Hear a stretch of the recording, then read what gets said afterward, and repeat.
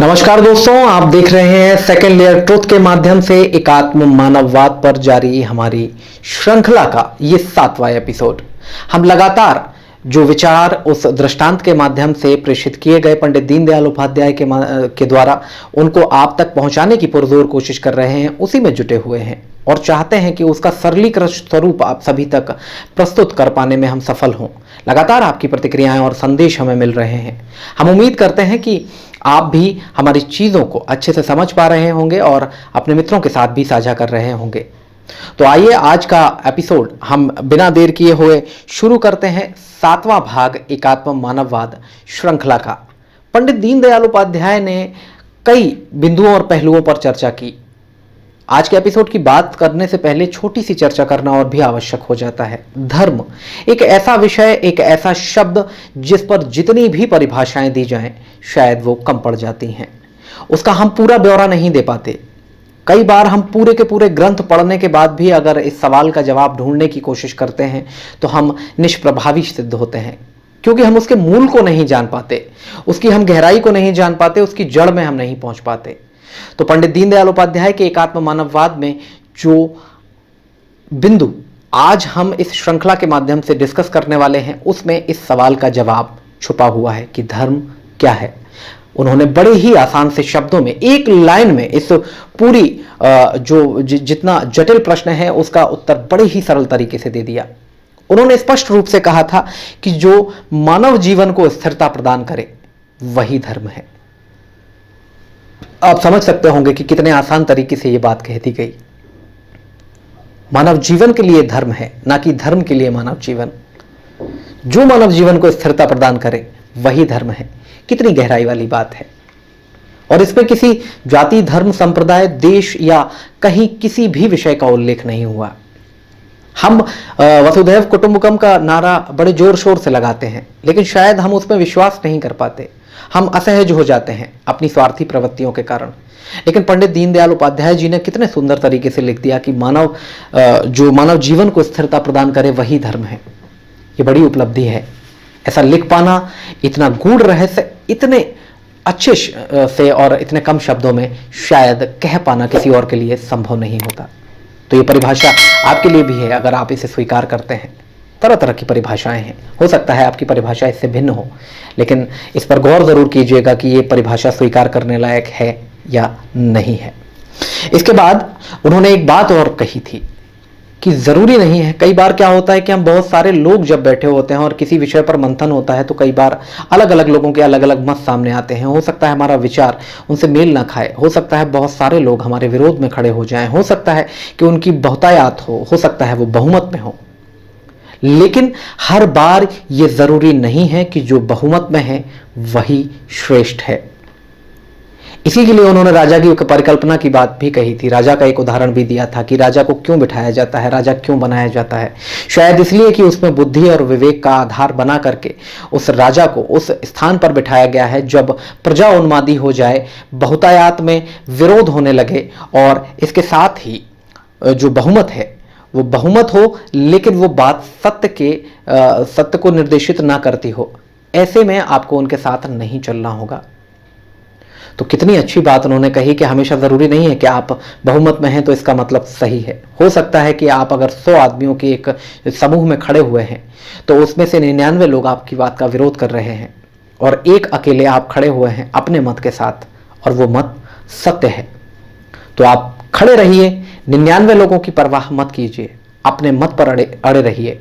केवल उस भीड़ चाल को चलने में मत लग जाना जिससे कि 99 लोग चल रहे हैं और उन्हें देख करके और उनके आप दबाव में आकर के अपना उस असत्य को स्वीकार कर लें। पंडित दीनदयाल उपाध्याय का साफ कहना था कि ऐसा कोई भी असत्य स्वीकार करने योग्य नहीं है। आपको अपने सत्य के साथ हो सकता है संघर्ष करना पड़े, लेकिन आपको लगातार अपनी यात्रा जारी रखनी होगी।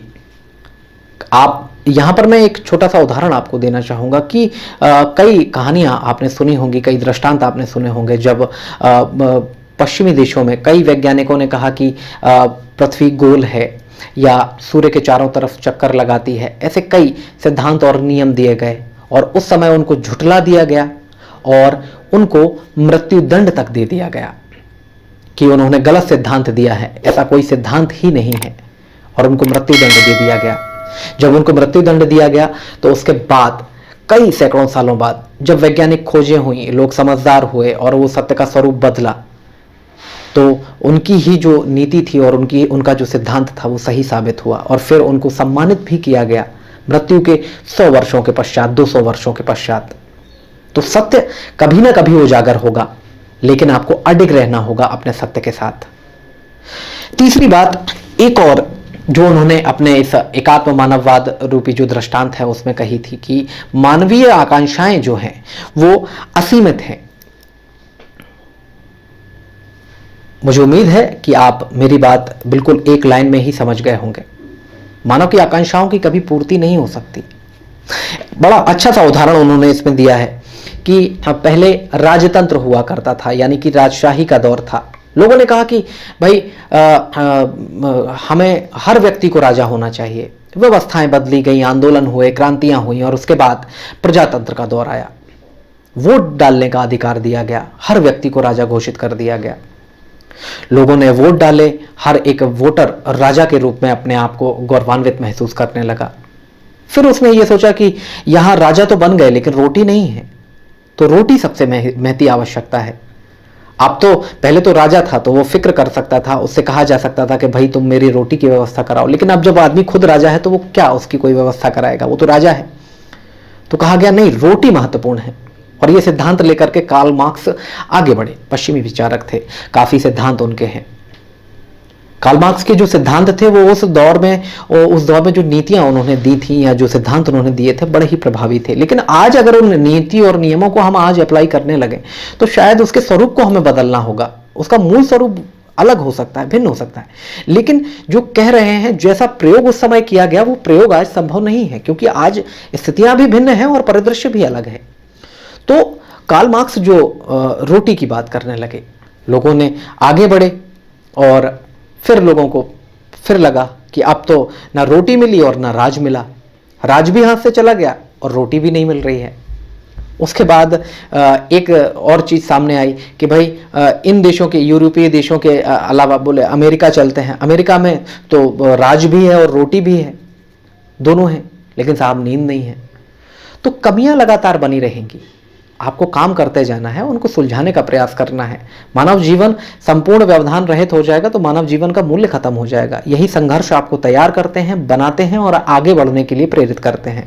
अगर संघर्ष नहीं होगा तो विकास की अवधारणा उसी बिंदु पर रुक जाएगी और कोई भी संभावना नहीं रहेगी आगे बढ़ने की। तो आज के इस हमारे एपिसोड में, 7वें एपिसोड में, हमने 3 बिंदुओं पर चर्चा की। उम्मीद है ये बिंदु आपको समझ में आए होंगे। और एक बात और फिर से कि अगर आपने अभी तक हमारा channel second layer truth subscribe नहीं किया है तो आप सबसे पहले हमारे चैनल को सब्सक्राइब करें, ताकि इस श्रृंखला के पिछले भाग और आने वाले भाग आप तक सीधे पहुंच सके। इसके अलावा और भी कई वैज्ञानिक तथ्यों पर आधारित कार्यक्रम हमारे चैनल पर हमने डाले हुए हैं। आपकी जानकारी के लिए वहां उनका भी लाभ आप ले सकते हैं। कई किस्से कहानियां भी हैं जो तरह तरह की सीख आपको दे रहे होते हैं, वो भी उस चैनल पर पड़े हुए हैं। तो आप भी इस चैनल को सब्सक्राइब करें, अपने दोस्तों के साथ भी साझा करें। हम उम्मीद करते हैं कि आप हमसे लगातार जुड़े रहेंगे और ये श्रृंखला आपको बहुत अच्छी लग रही होगी। अपनी प्रतिक्रियाएं हमें लगातार पहुंचाते रहें, हमें संबल मिलता है और हमें प्रेरणा मिलती है आगे कुछ नया करने के लिए। हमारे 7वें भाग में फिलहाल इतना ही। जल्द मुलाकात होगी अगले भाग के साथ। बहुत बहुत शुक्रिया, बहुत बहुत धन्यवाद।